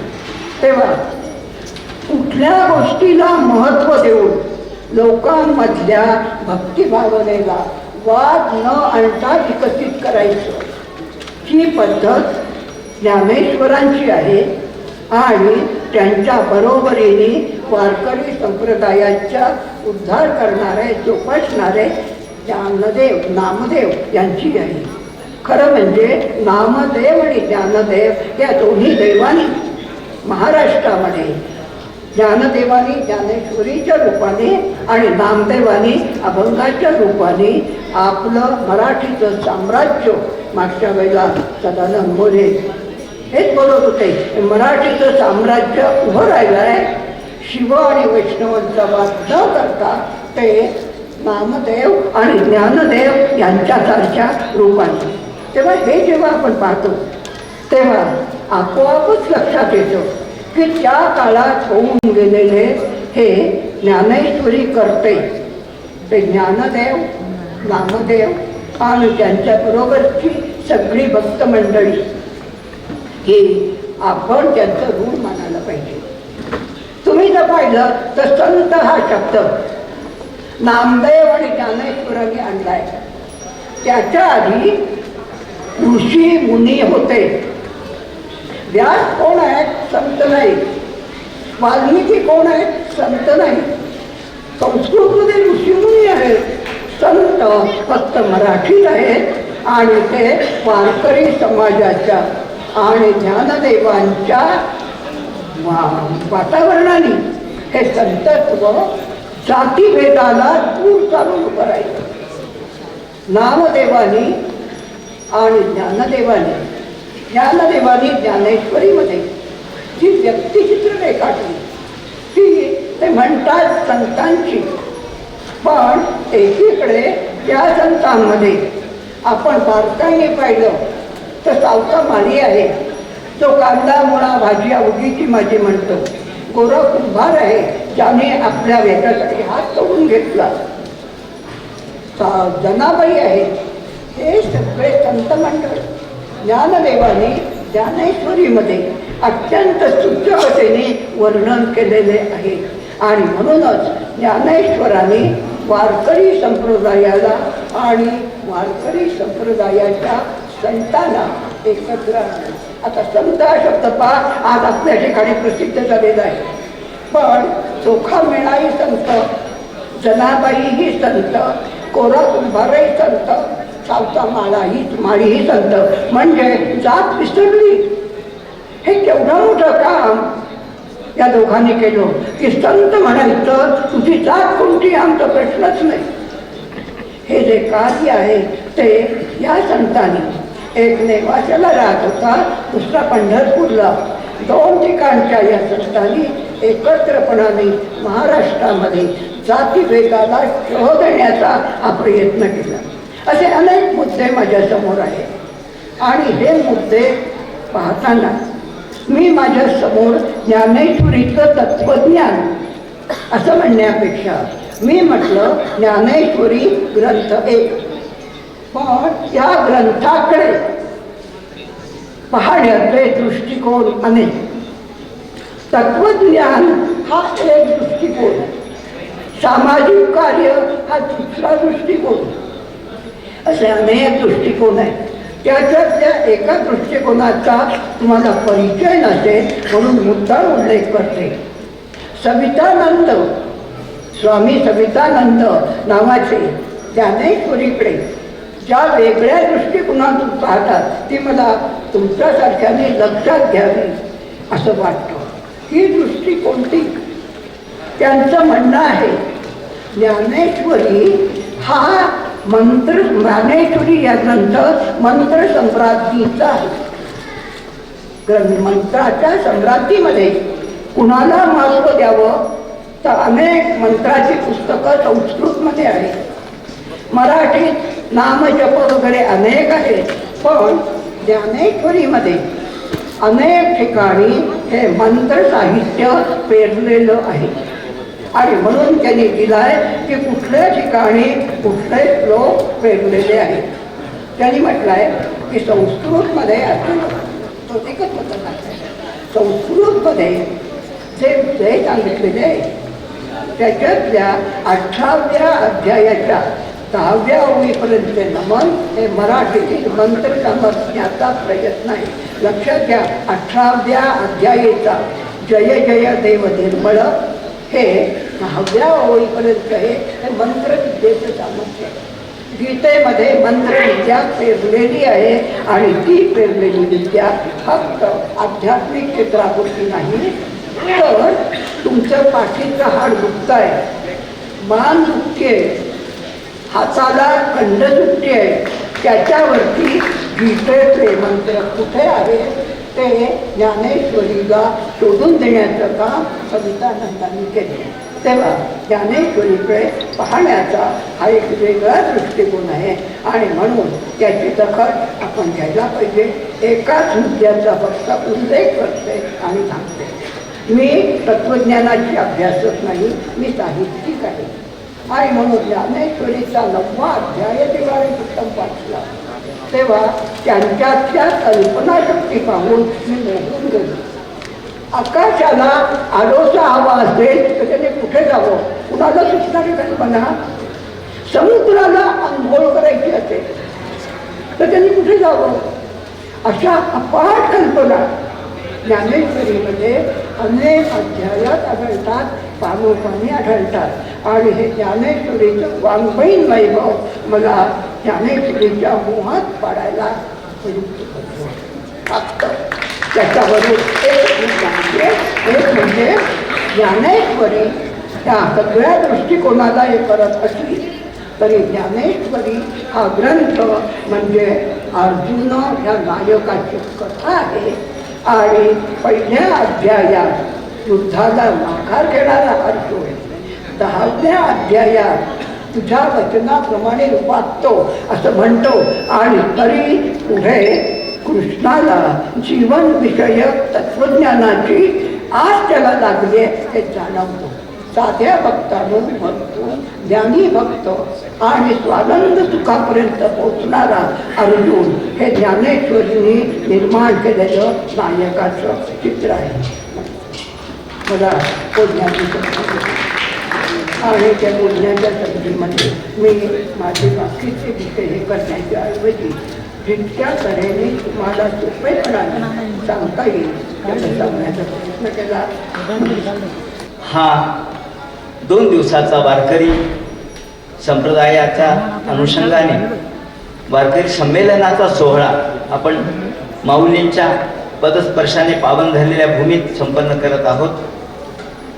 यामध्ये छत्रपती संभाजीनगर जिल्हा वारकरी साहित्य संमेलन याचे संमेलनाध्यक्ष आमचे आदरणीय मित्र डॉक्टर बडवे सर, उद्घाटक सदानंदजी मोरे सर, स्वागताध्यक्ष कोल्हापूरकर सर, आयोजक तांबे सर आणि माझ्या समोर आता उपस्थित असणारे डॉक्टर दादा गोरे सर, आदरणीय आमचे मराठवाडा साहित्य परिषद याचे सर्व असं म्हटलं तरी चालेल, कारण या ठिकाणी मराठवाडा साहित्य परिषद ही केवळ एक संस्था नसून एक संपूर्ण लोकांना सोबत घेऊन कार्य करणारी एक वाङ्मयीन चळवळ आहे आणि त्याचे अध्वर्यू सर आहेत ते माझ्यासमोर या ठिकाणी उपस्थित आहेत. तसेच अभ्यास मंडळाचे आमचे अध्यक्ष उपस्थित आहेत, आमचे मित्र डॉक्टर दीपा क्षीरसागर ताई उपस्थित आहेत, तेव्हा लीला गोविंदकर ताई, नव कदम सर, डॉक्टर सुभाष खेत्रे यांनी आपापली भूमिका या ठिकाणी मांडली. त्यांच्या भूमिकेचं मी पुन्हा एकदा विवरण करणार नाही, परंतु कदम सरांनी तत्त्वज्ञानाच्या अंगाने मांडणी केली, तर सुभाष खेत्रे यांनी सामान्य माणसाला ज्ञानेश्वरी कशी भावते हे सांगितलं आणि ज्ञानोत्तर भक्तीचं महत्त्व सांगितलं आणि अद्वैतामध्ये भक्ती कशी आहे हे सांगितलं. तर लीला गोविलकरांनी ॲक्युपंक्चर किंवा आपल्या शारीरिक व्याधीवर सुद्धा ज्ञानेश्वरी कशी उपयोगी ठरते हे सांगितलं. तेव्हा या सर्वांचे दृष्टिकोन हे महत्त्वाचेच आहेत, परंतु वारकरी संप्रदाय या संप्रदायाने ज्ञानेश्वरीला जे स्थान दिलं आणि त्यामुळे ज्ञानेश्वरी आजपर्यंत टिकून राहिली, त्याकडे पाहण्याचे वेगवेगळे दृष्टिकोन आहेत. तत्त्वज्ञान हा एक दृष्टिकोन आहे आणि बाकीच्या दृष्टिकोनांना देखील आपण दुर्लक्षित करता येणार नाही. अनेकदा आपल्यासमोर प्रश्न निर्माण होतो की एखादा देव न मानणारा मनुष्य आहे किंवा ज्याला आपण एखादा मार्क्सवादी तत्त्वज्ञानी आहे तो ज्ञानेश्वरीच्या अभ्यासाकडे कसा वळेल बरं? तो ज्ञानेश्वरीचा अभ्यास कसा करू शकेल? आता सर्वच आपण ज्ञानेश्वर माऊली किंवा ज्ञानेश्वर महाराज असा शब्द उच्चारतो. मी मुद्दाम एक आठवण सांगतो. मॅडम या ठिकाणी उपस्थित आहेत. डॉक्टर आमच्या आदरणीय गुरुवर्या सुहासिनी इर्लेकर यांनी सप्तशताब्दीच्या निमित्तानं एकदा बीडला महोत्सव घेतला होता आणि सप्तशताब्दी म्हटल्यानंतर 700 लोक पारायणाला बसलेले होते आणि बाकीची मंडळी काही व्याख्यानासाठी उपस्थित होती. आणि डॉक्टर सहरा गाडगीळ आमच्या बडवे सरांना, दादा गोरे सरांना माहीत आहे त्यांची भूमिका काय होती. जडवादी विचाराचे होते आणि सहरा गाडगीळ यांना बोलावलं व्याख्यानासाठी. सहज एका मिनिटात फक्त सांगतो. आणि ते व्याख्यानाला उभे राहिले. त्या काळात पंजाब ऑइल मिल नावाचा जो भाग होता तिथे प्रचंड मोठा असा पेंडॉ टाकलेला आणि तिथे हजारो लोक आलेले होते. 700 लोक तर हे होतेच, पण गावातली मंडळी आलेली होती. 4-5 हजार लोकांचा समुदाय. आणि सर बोलायला उभे राहिले आणि सर ज्ञानेश्वर एवढंच म्हणाले. समोरून आवाज आला, ज्ञानेश्वर महाराज म्हणा. पुन्हा एकदा ते म्हणाले, नाही महाराज म्हणणार नाही, फक्त ज्ञानेश्वर. नाही म्हणे, महाराज म्हणा. ते म्हणाले, नाही म्हणणार. तुम्हाला असं वाटतं का तुमच्यापेक्षा मी कमी अभ्यासक आहे? तुमची जेवढी ज्ञानेश्वर यांच्यावर निष्ठा आहे तेवढीच माझी आहे, पण महाराज म्हणणार नाही. ते म्हणाले, मग आम्ही तुम्हाला बोलू देणार नाही. सर वातावरण बदललं आणि सर काही न बोलता खाली उतरले आणि मी त्यांना नांदेडच्या गाडीत बसून दिलं. मॅडम म्हणाले, नांदेडच्या गाडीत बसून द्या. सांगायचं तात्पर्य असं की लोकांची भावना काय असते. माऊली महाराज हे बरोबरच आहे, ही चूक नाहीये, पण मार्क्सवादी विचाराच्या, जडवादी विचाराच्या माणसाने ज्ञानेश्वरीकडे पाहू नये का? ज्ञानेश्वरीचा विचार करू नये का? मी तू पण जाऊ दे दुरी, एकची घुंगड पांघरू हरी. याचा आध्यात्मिक अर्थ आम्ही काही लावू. ते म्हणतात ज्ञानेश्वर यांच्याकडे एवढी आर्थिक दारिद्र्य होतं की एकच पांघरुण होतं आणि 4 भावंड एकच पांघरुण झोपत होते. हे सत्य नाही का? तेव्हा एकची घोंगड पांघरू हरी याचा आध्यात्मिक जरी अर्थ असला तरी त्याचा लौकिक अर्थ सुद्धा आहे.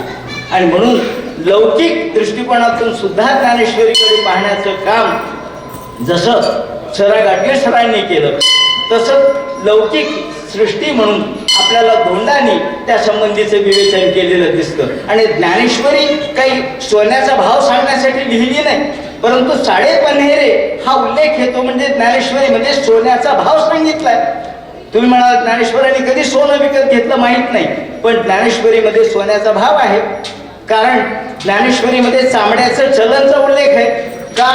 ते म्हणतात चामड्याचं चलन याचा उल्लेख दृष्टांताच्या पातळीवर माऊलींनी केला आणि त्याला ऐतिहासिक संदर्भ आहे. ज्याला आपण वेडा मोहम्मद म्हणतो, तुगलक म्हणतो, तो त्यांनी चामड्याचं चलन सुरू केलेलं होतं. आणि म्हणून माऊलीने सुद्धा शब्द वापरला की चामाच, त्या एका चामासाठी जोडती सगळ वस्तू. तेव्हा राजाज्ञेची अक्षरे हाती, ती चामा एका जया पडती, त्या चामासाठी जोडती सगळ वस्तू. मग या ठिकाणी आपल्याला लौकिक दृष्टिकोनातून हा विचार केला पाहिजे. माऊलींनी कधी लेण्या पाहिल्या माहीत नाही, परंतु आता सरांनी उल्लेख केला, देव देऊळ परिवारू की जे कोरोनी डोंगरे तैसा भक्तीचा व्यवहारू का न व्हावा. अजिंठा वेरूळच्या लेण्या माऊलींनी पाहिल्याच असल्या पाहिजेत. आणि जेव्हा 12व्या अध्यायामधला आपण योग पाहतो तेव्हा आपल्या लक्षात येतं की माऊलींनी नक्कीच देवगिरीचा किल्ला देखील पाहिला असला पाहिजे. कारण देवगिरीच्या किल्ल्यामध्ये असलेली अत्यंत दुर्गम अशा प्रकारची वाट, पुढे असलेला खंदक, समोर असलेलं म्हैसा जो मारायचा आहे, या सगळ्याचं वर्णन रूपकात्मक पद्धतीने त्यांनी केलं. म्हणून लौकिक दृष्टिकोनातून सुद्धा ज्ञानेश्वरीकडे पाहिलं पाहिजे. म्हणून ज्ञानेश्वरीकडे पाहण्याचे अनेक दृष्टिकोन आहेत, आध्यात्मिक दृष्टिकोन आहेत, वाङ्मयीन दृष्टिकोन आहेत. ते माझ्या सगळ्याचं विवरण मी करणार नाही, परंतु एक गोष्ट सांगतो की या ठिकाणी पैठणच्या नाथांचा उल्लेख पुन्हा पुन्हा झाला आणि तो करणं आवश्यक आहे. कारण ज्ञानेश्वरीचे पहिले संशोधक जर कोण असतील तर संत एकनाथ महाराज आहेत. ज्या एकनाथ महाराजांनी ज्ञानेश्वरीमध्ये असलेल्या अनेक अपपाठांना पुन्हा एकदा बाजूला करून त्या ठिकाणी अपपाठ निर्माण झालेले आपल्याच गोव्या लोकांनी घुसडल्या होत्या त्या बाजूला केल्या. मग त्याला आपण एक वेगळ्या पद्धतीने अर्थ जोडला की माऊलींच्या डोक्यामध्ये कुठेतरी मुळी घुसली होती, ती मुळी काढण्याचं काम केलं, ठीक आहे. तोही आध्यात्मिक दृष्टिकोन किंवा आपल्याला भक्तिवादाचा दृष्टिकोन, श्रद्धेचा दृष्टिकोन आपण स्वीकारू शकतो, पण त्या श्रद्धेच्या मागे असलेलं सत्य आपण लक्षात घेतलं पाहिजे. कारण जेव्हा एकनाथ महाराज हे शोधायला गेले तेव्हा आत्तासारखी परिस्थिती नव्हती आळंदीला. सगळीकडे रान माजलेलं होतं, सगळीकडे प्रचंड अशा प्रकारचे झाडं वाढलेले होते. कुठं माऊलींची समाधी हे कळत नव्हतं. आणि मग याला पुरावा जर कोणता असेल तर तो नामदेवांचे अभंग. कारण नामदेव त्या काळात उपस्थित होते. नामदेवाच्या मुलांनी त्या ठिकाणी व्यवस्था केलेली होती, बसण्याची वगैरे झाडून घेतलेलं होतं आणि दगड ठेवण्याचं काम केलेलं असल्यामुळं आता जेव्हा शोध घेतला तेव्हा नदी असा उल्लेख अनेक पाठवेणामध्ये आहे, परंतु नामदेवांच्या अभंगातला नंदी हा उल्लेख जेव्हा वाचला नाथांनी तेव्हा त्यांच्या लक्षात आलं की नंदीच्या खाली भुयार असलं पाहिजे आणि तो नंदी बाजूला केला, नदी नव्हे नंदी. तेव्हा एका एका शब्दाच्या मध्ये किंवा टिंबामध्ये सुद्धा, अनुस्वारामध्ये सुद्धा काय अर्थ असतो आणि आपल्याला तो कसा गवसत नाही याच्यासाठी आपल्याला सांप्रदायिक दृष्टिकोनातून जसा ज्ञानेश्वरीचा विचार केला पाहिजे तसा भाषा वाङ्मयाच्या दृष्टिकोनातून, भाषा शास्त्राच्या पाठभिन्नतेच्या दृष्टिकोनातून देखील ज्ञानेश्वरीचा विचार केला पाहिजे. आणि याचा पहिलं काम जर कोणी केलं असेल तर जनार्दन स्वामींच्या आदेशाने नाथांनी केलं आणि त्यांनी असं ऐतिहासिक कार्य केलं. त्यानंतर गोपाळाश्रमाने केलं. गोपाळाश्रमाने काम असं केलं की ओवी आणि श्लोक अशा पद्धतीची रचना पूर्वी नव्हती. नंतर श्लोक आणि ओवी अशी रचना गोपाळाश्रमाने पंढरपूरला या ठिकाणी केलं. नंतर इतिहासाचार्य राजवाडे यांचा उल्लेख केला पाहिजे, कारण त्यांनी गावोगाव फिरून वेगवेगळ्या प्रती गोळा केल्या. त्यामध्ये ते फिरत फिरत पाटांगण या बीडच्या आमच्या मठामध्ये आले आणि इथे ते म्हणतात की तिथे 50-50 ज्ञानेश्वर्या पडल्या होत्या. अनेक ज्ञानेश्वरीच्या प्रती होत्या, त्यातली एक प्रत त्यांनी उचलली, कारण त्यामध्ये सद्गुरु मुकुंदेन दत्ता ज्ञानेश्वरी शुभा विद्याधराय शिष्याय स्वीय स्वत्वम न शोभते. आणि राजवाडे म्हणजे राजवाडे, त्यांना असं वाटलं की बस आता मुकुंदराजी प्रत आपल्याला मिळाली, कोणालाही दाखवली नाही.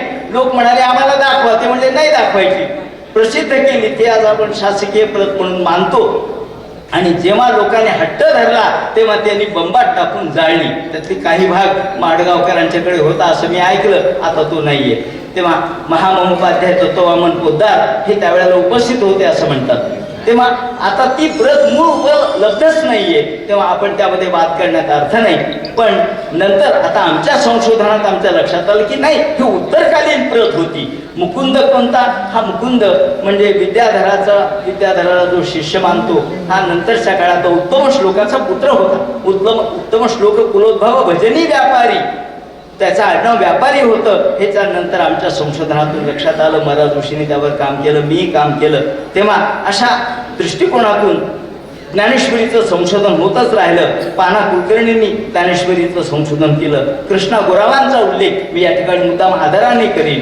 त्यांनी खूप चांगल्या पद्धतीने ज्ञानेश्वरीच्या शब्दांचा अर्थ लावण्याचा प्रयत्न केला. डॉक्टर महाराज ऋषी आहेत, त्याचप्रमाणे रामदास डांगे ते आज नाही आहेत, परंतु त्यांनी स्वतंत्र ज्ञानेश्वरीची पाठ चिकित्सा केली. आणि संशोधकीय दृष्टिकोनातून तुम्ही म्हणाल पाठ चिकित्सा करून काय करायचे, छोट्या छोट्या गोष्टी असतात. ओम नमोजी आद्या आपण म्हणतो, नमोजी. मग आद्या जर कोणी आद्य म्हणजे ज्याला नाव नाही, निर्गुण निराकार निर्विकार, त्याला जी शब्द लावता येईल का? साधी गोष्ट आहे, व्यक्तीला लावतात, आद्याला कसा लावता येईल? म्हणून ते म्हणतात नाही, ओ नमो आद्या असंच असलं पाहिजे, न जी नाही. कोणी म्हणतात नमो श्री आहे, कोणी म्हणतात नमो आहे. डांगे एकदा गमतीने म्हणाले, ओ नमोजी आद्या म्हणजे काय? मी आद्याला सुद्धा मोजित नाही. ओ नमोजी आद्या, मी आद्याला देखील मोजित नाही. तेव्हा लोक शब्दांचे अर्थ काय लावतात? अनेकदा अर्थू बोलाची वासन पाहे तेथे अभिप्रायोचे अभिप्राय ते बिये. काही ठिकाणी अर्थू बोलाची वासप आहे असं आहे, कुठं वासन न पाहे मग खरं काय, यामध्ये वाद निर्माण होतो. आणि अशा पद्धतीने आपल्याला ज्ञानेश्वरीचा अन्वयार्थ लावताना परमानंद कवळू, मग का परमानंद केवळू काय? काही ठिकाणी केवळू आहे, काही ठिकाणी कवळू आहे, पण आपल्याला कवळ म्हणजे घास हा योग्य शब्द वाटतो. या अर्थाने आपण अर्थाच्या अनुषंगाने काही गोष्टी करतो. ओली भिन्नता यामध्ये आहे. एरवी तरी मी मूर्खू, डांगे सर म्हणाले एरवी तरी मी मूर्खू, जरी झाला अविवेकू हा पाठ मला फक्त एका प्रतीमध्ये मिळाला, बाकी सगळीकडे विवेक होय. बाकी ठिकाणी फक्त एका ठिकाणी अविवेक मिळाला आणि तो मी योग्य मानला. कारण एरवी तर मी मूर्खच आहे. माझा अविवेक झाला तरी संत कृपादीप खूप कृपाळू असेल, तेव्हा अविवेक झाला म्हणून काय फरक पडणार, नाहीतरी मी मूर्खच आहे हा अर्थ लागू शकतो. पण एरवी तर मी मूर्ख जरी झाला विवेकू असा हा अर्थ लागत नाही. तेव्हा जैसा म्हैसानुठी का पुरा, मोठी गमतीची गोष्ट आहे. 9व्या अध्यायामध्ये आपल्याला माहिती आहे की कृष्णाने सगळं तत्वज्ञान सांगितलं आणि मग धृतराष्ट्र तरी विचारतो संजयाला, माझ्या मुलाने काय केलं ते मला सांग. मग संजय म्हणतो, अरे एवढा अमृताचा पाठ व्हायला, एवढा प्रचंड अमृताचा वर्षाव झाला आणि तू अजून स्वतःच्या मुलाने काय केलं हाच प्रश्न विचारतोस. म्हणून जैसा म्हैसानुठी का पुरा निवांत असे, जसा एखादा म्हैसा रेडा जसा पुरामध्ये निवांत असतो, पूर येतो आणि जातो, त्याला त्याचा पत्ता नसतो. आता दुसरा अर्थ सांगतो, जैसा म्हैसा नुठी का पुरा. म्हैसा म्हणजे गुगळ, जसं गुगळ लवकर पेटत नाही आणि कापूर मात्र लवकर पेटतो. का पुरा, कापूर, कापुरासारखं मन अर्जुनाचं आहे आणि म्हैसासारखं म्हणजे त्या एखाद्या ज्याला आपण गुगळ म्हणतो, देवीसमोर जाळतात त्याला म्हैसा म्हणतात. तेव्हा या गुगळासारखं मन तुझं आहे, तू लवकर काही पेटत नाही. जैसा म्हैसा नुठी आणि का पुरा असा आपण जर अर्थ तोडला तर होईल. तेव्हा माऊलींच्या मनात काय होतं हे आपल्याला कळू शकत नाही. तेव्हा अनेकदा आपल्या पद्धतीने आपण अर्थ लावण्याचे प्रयत्न करतो. या दृष्टीने अनेकदा लेखन दोष निर्माण होतात. मराठीतली ही गीता टीका आहे पहिली, यावर चर्चा झालेलीच आहे. पण ही आपल्याला माहिती आहे की भावार्थ दीपिका आहे, ती शब्दार्थ नाहीये. मगाशी ज्या ठिकाणी सरांनी उल्लेख केला, मोरे सरांनी, की यथार्थ दीपिका लिहिली, पण किती लोकांना ती माहीत आहे. आणि यथार्थ दीपिकाकार स्वतः म्हणतात की माझीच तेवढी ही गीता टीका श्रेष्ठ आहे, बाकीच्या लोकांच्या गीता जाई पूर्वेकडे आणि अर्थ नाही पश्चिमेकडे, आणि दोन्हीचे हात लावी ती बापुडे, अर्थ सापडे ती बी तया. म्हणजे स्वतःचाच मोठेपणा या वामन पंडितांनी गौरविला. आणि एका दृष्टीने असं आहे की भावार्थ वेगळा आणि शब्दार्थ वेगळा.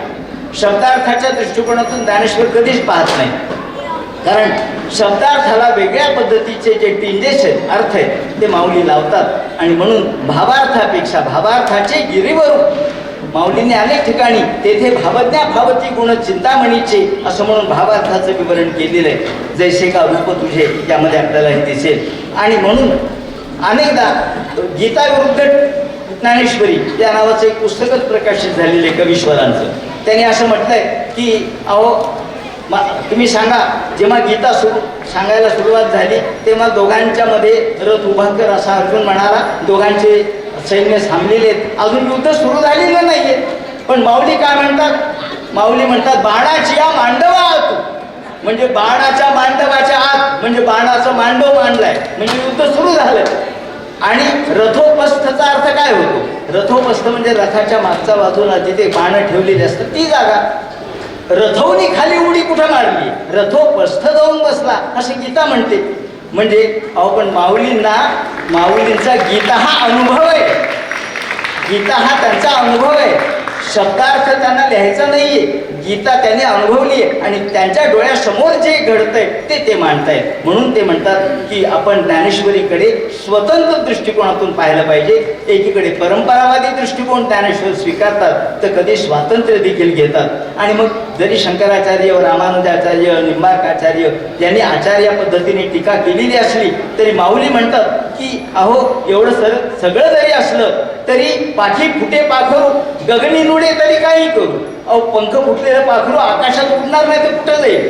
आणि जरी कितीही राजहंसाचे चालणे जे चालावे कवणे आणि की ही कोणतेपणे चालावे की, राजहंसासारखं कोणाला चालता येत नाही हे खरं आहे, पण बाकीच्याने काही चालू नये का, तसं मी काही लिहू नये का, अशा पद्धतीने स्वतःचा जो स्वातंत्र्याचा अधिकार आहे तो मला असं वाटतं की ज्ञानेश्वरांनी पहिल्यांदा स्वातंत्र्याचा उद्घोष केलाय. ज्याला आपण ज्या लोकशाहीमधल्या मूल्यांना मानतो ते लोकशाही मूल्य आहे स्वातंत्र्य, समता आणि बंधुता.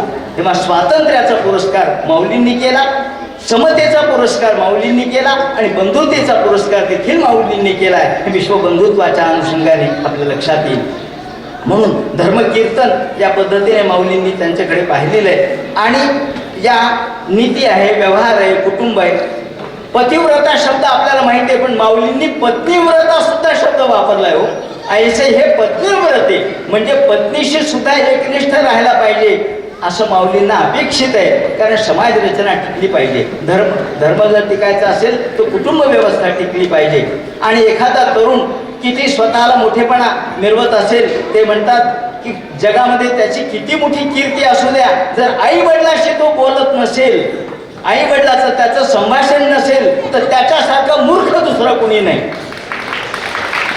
मवा धोंड म्हणतात, माऊलींनी कधीही अपशब्द वापरला नाही, फक्त 2 ठिकाणी वापरलाय. त्यात हा एक आहे आणि अजून एक ठिकाणी आहे, तो मी सांगणार नाही.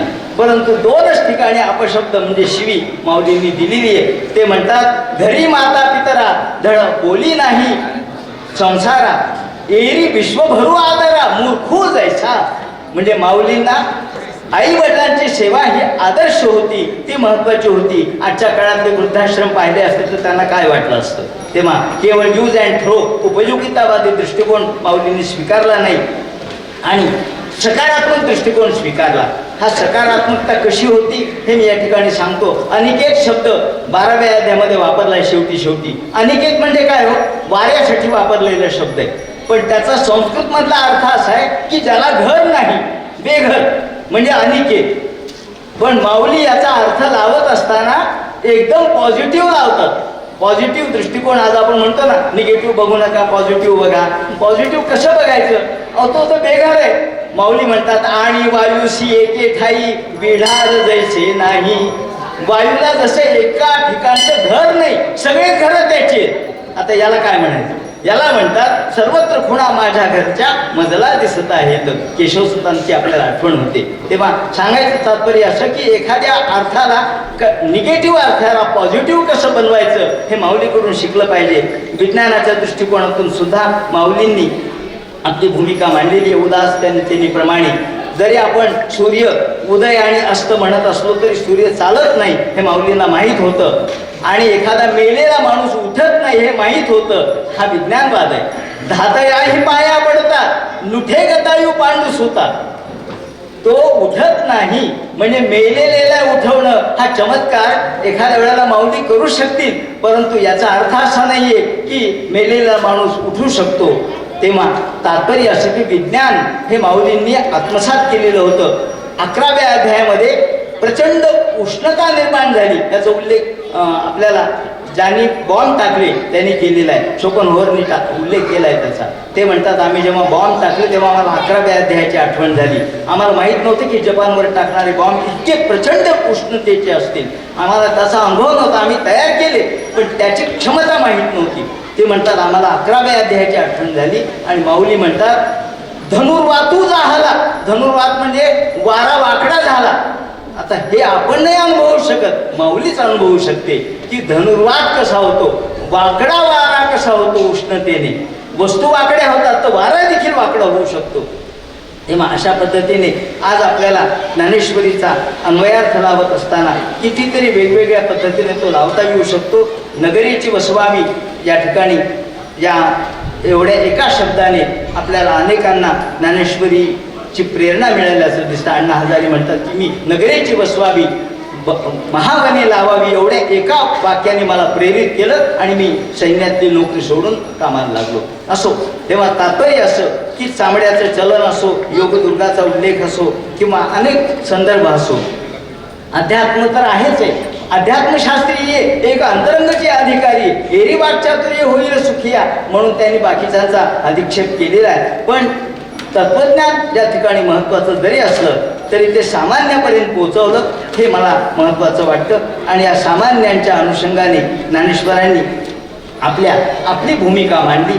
सामान्यांच्या पर्यंत ज्ञानेश्वर पोहोचले आणि आजही आपल्याला ज्ञानेश्वराच्या मध्ये मग तत्वज्ञान असो, काव्य असो, साहित्य असो, नाट्य असो, तमाशाचा उल्लेख सुद्धा माऊलींनी केलेला आहे.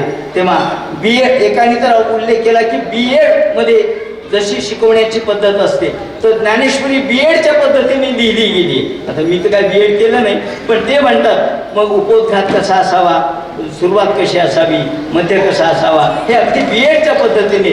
ज्ञानेश्वर BEd झाले नव्हते, MAD झाले नव्हते, पण तरी सुद्धा शिक्षणशास्त्रातलं मर्म त्याने आत्मसात केलेलं होतं. अशा पद्धतीने ज्ञानेश्वरांच्या समग्र वाङ्मयात मग आपल्याला शब्दाच्या अनुषंगाने सुरुवात करून आपण तत्वज्ञानापर्यंत जरी गेलो, साहित्यापर्यंत गेलो, प्रत्येक जण एक ज्ञानेश्वर पण अनेक विचारवंत ज्ञानेश्वरीकडे आज इतके 700-750 वर्ष झाले, परंतु ज्ञानेश्वरीचा विचार परिपूर्ण झालाय असं कुणी म्हणू शकणार नाही धाडसाने. कारण प्रत्येक जण आपापल्या पद्धतीने विचार करतोच आहे. कुणी रसास्वादाच्या पद्धतीने करतो, कुणी शब्दाच्या पद्धतीने करतो, कुणी तत्वज्ञानाच्या पद्धतीने करतो, कुणी शास्त्राच्या पद्धतीने करतो. ज्ञानेश्वर शास्त्रीय पद्धतीचा ग्रंथ कसा आहे त्या संबंधी सुद्धा मांडणी झालेली आहे. तेव्हा अशा लौकिक दृष्टिकोनातून आणि अलौकिक दृष्टिकोनातून या सगळ्या दृष्टिकोन सगळेच खरे आहेत. ज्याप्रमाणे आपण एखादा कॅलिडोस्कोप बघतो, कॅलिडोस्कोपमध्ये वेगवेगळ्या दृष्टिकोनातून कॅलिडोस्कोप फिरवला तर वेगवेगळे रंग दिसतात, तसा ज्ञानेश्वरी हा एक कॅलिडोस्कोप आहे आणि तो ज्या पद्धतीने आपण फिरवावा त्या पद्धतीचे रंग आपल्याला दिसायला लागतात. एवढं माऊलीचं मोठेपण आहे. अशा श्रेष्ठ दर्जाची ज्ञानेश्वरी म्हणून नामदेव महाराज म्हणतात, नामामणी श्रेष्ठच ज्ञानेश ज्ञानदेवी एक तरी ओवी अनुभवावी आणि 56 भाषेचा केलासे गौरव नाव भवारनवी उभारिली. तेव्हा अशा 56 भाषेचा म्हणजे संपूर्ण लोकजीवनाचा साक्षात्कार आपल्याला ज्ञानेश्वरीमध्ये घडतो. अशी ही ज्ञानेश्वरी आज आपल्याला मार्गदर्शक ठरते. मला या ठिकाणी आपण बोलायची संधी दिली आणि अध्यक्षस्थान दिलं, माझं ऐकून घे आणि सहन केलं त्याबद्दल मी आपला आभार मानतो, आयोजकाचा आभार मानतो. धन्यवाद. आभार व्यक्त करण्यासाठी मी अनिता गायकवाड विनंती करतो. माऊलीच्या जन्मभूमीत पार पडत असलेल्या बहुउद्देशीय प्रतिष्ठान पैठण आयोजित जिल्हा छत्रपती संभाजीनगर वारकरी साहित्य संमेलनाचं आजचा दुसरा दिवस. त्यामध्ये परिवार संवाद दुसरा. यामध्ये डॉक्टर विद्यासागर पाटणकर सरांनी आपल्याला ज्ञानेश्वर माऊलीच्या ज्ञानेश्वरीवर अतिशय छान प्रकारे त्यांनी भाष्य केलेले आहे. त्याबद्दल मी त्यांचे आभार मानते. तसेच डॉक्टर लीला गोविंद यांचेही मी आभार मानते. त्यांनीही आपल्यासमोर विष्णुभक्ती, विठ्ठल भक्ती तसेच ग्रंथ एक दृष्टिकोन अनेक छान प्रकारे त्यांनी आपल्यासमोर मांडले. त्याबद्दल मी त्यांचेही आभार मानते. तसेच डॉक्टर न.ब. कदम सर यांनी आपल्याला तत्वज्ञानावर विश्लेषण छान प्रकारे सांगितले. त्याबद्दल त्यांचेही मी आभार मानते. आणि डॉक्टर सुभाष खेद्रे सर यांनीही ज्ञानेश्वरीवर छान प्रकारे भाष्य केलं व अद्वैत भक्तीवर छान प्रकारे विश्लेषण केलं. त्याबद्दल त्यांचेही मी आभार मानते. सामान्यांच्या न्याय हक्कासाठी पाहत रहा फक्त दखनी स्वराज्य.